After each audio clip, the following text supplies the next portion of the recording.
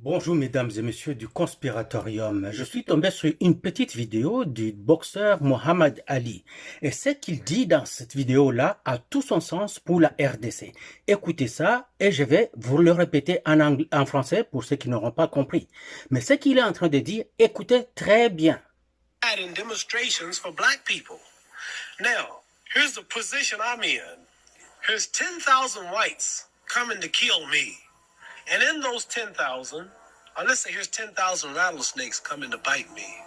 And in those 10,000, there was 1,000 that didn't mean no harm. And I knew there was a good 1,000 snakes out there, but they all look alike. Now, what should I do? Should I keep the door open and let the 10,000 in, hoping that the 1,000 will unite and save me in one bite or kill me? Or should I just be safe and shut the door? So we have black people say, I mean right. I have a black husband. Oh, my children are black. I love everybody. I really believe you. But I'm sorry, man. There's 10 more thousand behind you that don't feel that way. I'm just sorry. What am I going to do? Voilà. Ce qu'il dit Mohamed Ali dans cette vidéo, c'est qu'il donne l'exemple, c'est une forme de métaphore. Il dit, par exemple, il y a 100 serpents à sonnette, ce qu'on appelle à Idri Empiri.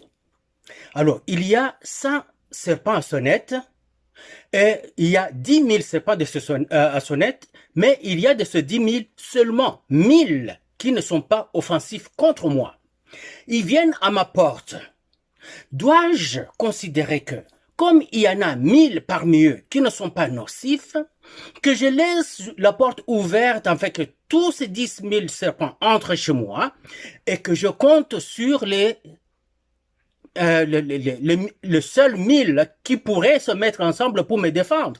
Et pourtant, il se prend seulement une seule morsure d'un des ennemis pour que s'en finisse avec moi.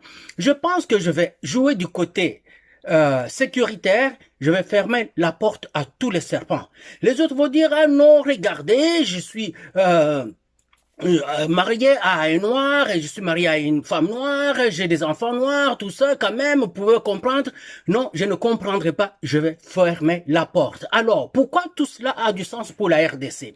La RDC est exactement victime de ça. Tous les voisins de la RDC veulent détruire la RDC. Ça, c'est incontestable. Ils se sont partagés les butins de la guerre pendant 30 ans. Et Tshisekedi vient, il commence à arrêter ces choses. Alors, tous les voisins du Congo veulent détruire le pays et leur dirigeant qui est Félix Antoine Tshisekedi.